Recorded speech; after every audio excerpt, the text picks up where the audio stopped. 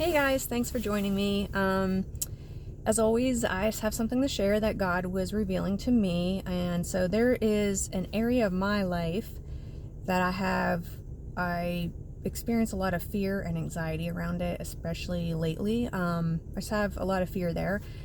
And I've been praying about that. I've been taking it to the Lord and just asking Him to enter that space with me, to speak to me. And as always, he's been starting to and trying to grow me in that area. And so, because we're not supposed to fear. And so what happened yesterday morning is, in my Bible time, I was just going to review the story of Rahab. I had heard her mentioned, and that story mentioned in a teaching I had just listened to the day before, and I was like, I'm just going to go read that again. I was doing that. Honestly, in that story, nothing profound jumped out at me. I didn't hear the Lord specifically speaking to me, anything real pertaining to me. But then I just kept reading, and then that led me to the story in the book of Joshua, where God has Joshua lead the Israelites across the Jordan River. And so, which I've read that many times, and in that story, I'm not going to read it word for word, but you can go there. It's in chapter 3.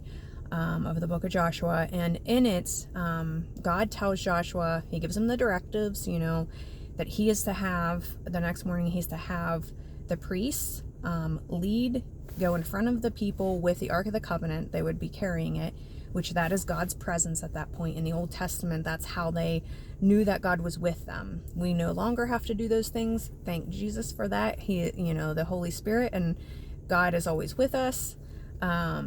So we don't have to do those things. But at that time, that was God with the people and leading them. And so he told him that what he was needed to have the priests do was take the Ark of the Covenant, and they were to come to the edge of the Jordan River. Now, at this point, the word tells us that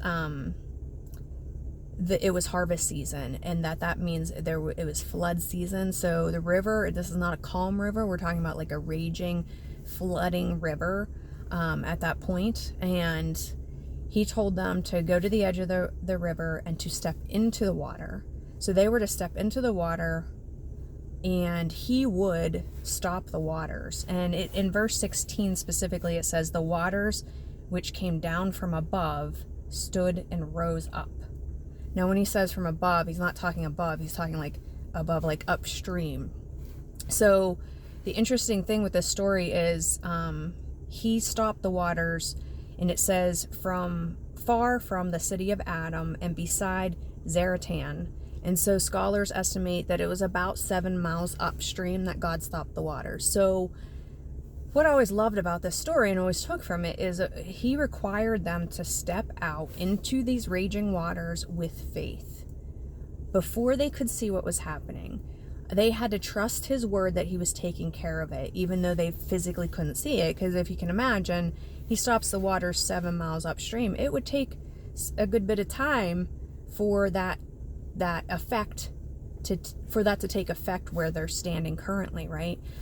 So they had to stand there and trust. Now, it's also interesting too, because they had the Ark of the Covenant with them when they did that. The lovely thing about that, the beautiful thing too, is he was with them in those waters while they waited. So they had to step out in faith, and then they had to wait on the Lord to see his provision. And that's commonly what people take from the story. But in reading it yesterday, he also pointed out to me, wait, I'm going to get to that actually. Let me finish this part of the story before I jump to that. Sorry. So with Joshua and the Israelites, he had them step in. He stopped the waters upstream. The water slowed. There was dry land. They crossed over. And then he had Joshua tell them to go back into the river while it was dry, while it was still dry, and for one man from each tribe, so there's 12 tribes of Israel, go back in, and each man take a stone and carry it out, and he had them stack them in their campsite. And the reason he did that is it was to be a memorial, he said, for the Israelites, for their children and their grandchildren, the next generations to remember what the Lord has done for them, to remember his promises, to remember that his power, and to fear him with reverence, but to also trust him and trust his promises. So it was a beautiful thing. And you might recall at times, maybe you're out hiking, you see this like little pile of stones. That's typically why people made that. It's a reference to that. And so it's an awesome thing that God wants us to remember. And he said, remembering all the times that I was there for you. And he mentions, like with Moses, and he parted the Red Sea for them to cross. And so you can do that in your own life. I encourage you to do that, to have a memorial, whether that's in a journal where you have all the times that God came through for you, all the times that he was faithful, all the times that you saw his power come through in your life, all the times where you thought it was a bad thing, maybe he was closing a door that you didn't understand, and then later you could see his hand in that, and it made sense. Like all those little and big God moments, write them down somewhere. You can also take it a next step further, and I've talked about this a while ago, but I did this one time, and I need to do it again. I realized when I was doing this, I have new stones to make. So what I did is I went to the Allegheny River and I picked out stones. I washed them up and dried them, and then I wrote on the stones with paint or paint markers or whatever, and I would either write words to describe it, or symbols, or little drawings, something to symbolize each one of those moments, each one of those times where God came through for me. And that's my memorial to him. And that helps me when I'm feeling afraid of something, when I'm afraid, when I'm anxious, when I'm struggling to trust him, even though I know better. And so he just spoke to me through this. It was really helpful with this current area of my life that I'm afraid. And so yeah, I encourage you. You can take it as far as making the stones. It's an awesome thing to do. It's just like very like healing spiritual process to write those out. It's a visual reminder later. I put them in this box that I painted up and everything too, real nice. So even when I see the box, like my box of rocks, I call it, I'm reminded of his promises, and it encourages me, builds my faith. But the other piece that he brought to my attention this time that I hadn't thought a lot of before is how he mentions Moses. And so it's just an interesting way that God works with us. And what I mean by that is, with Moses, when he parted the sea for the Israelites, then it was like he parted it right in front of their eyes where they could see. It describes like the water was like walls piled up on each side, and there's dry land, and they crossed over, right?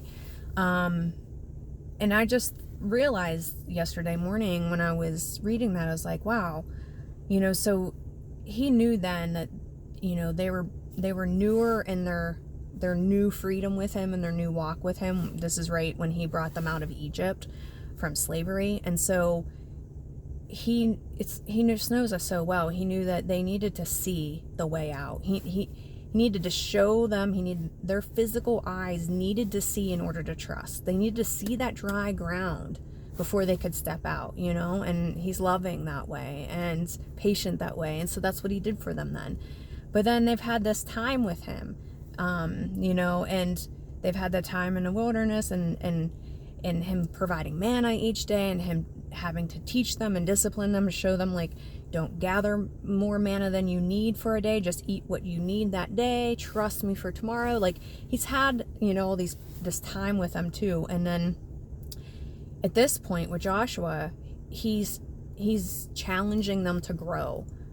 So I just thought it was so cool to see that, how he's doing that. And he's like, okay, next step. Now I need you to trust me when you can't see what I'm doing. You need to trust that I'm at work on your behalf. And so I want you to step out in the water first. And just know I'm dealing with it way up here where you can't see. And just rest in that. And I don't know, it was just so powerful to me because, like I said, like I feel like I have a lot of faith, and I feel like I'm got a lot of courage because I trust in him so much, like with things that I otherwise would can't even imagine having courage in some areas that he's grown me, but this is one that's still been a struggle for me. And it was just like, it's just beautiful the way that he works, and that he revealed this story to me in a different way, a new fresh way. And so it encouraged me to do that. And I stepped out. I took one little step out into the water. And I'll be honest, it brought some anxiety doing that. And then I haven't seen at this point the outcome yet. I haven't seen what he's doing in that. And it wasn't till, this morning, I'm on my way to church, and I just left church now. So I was on my way to church, I'm driving, and I'm like wrestling with some of this, and he brought this back to me. I wrote all this down yesterday and had planned to make the video yesterday too, like another interesting thing, and it didn't happen. I made a different video first and didn't get to this one, and this is why, because he had more to show me. It was like, I'm on my way to church this morning, and he was like, Danielle, you stepped out into the water. This is what happened. And this is that period where you need to trust. You just need to know I'm at work. You don't need to know what that's going to look like. You don't need to understand it. You just need to rest. And it was just like, oh my gosh, it was amazing. I've just felt so good since then. And I can trust him with all things, not just some parts of my life. And I know that, but just the way he will communicate with you when you open yourself up to him, it's like, I don't know, it never ceases to excite me and amaze me, and I just feel so reassured. Like, I stepped into that water, one little step, and he's gonna work it out in his way. His way is always best. It might not look how I was expecting, but I don't have to worry about it. He's at work. He's upstream taking care of things for me, and he will do the same for you, I promise. But we have to learn to trust him. What we tend to do is, even when we get the courage to step out, then we try to take control of it by just even focusing on it, thinking about, worrying about it, wondering, like all of those things we do in our mind is us not trusting and us taking control back, and not leaving space for him. When we leave space for him, he's so good at comforting and showing us and teaching us and growing us, and he's just awesome. So I just want to share that. I hope that is a blessing to you, and I hope that encourages you to make a memorial of some kind. Like, not everybody's into doing the whole creative rock thing, but at least spend time dwelling on how he's shown up, how he has kept his promises in your life before. Write them down somewhere, share them with somebody.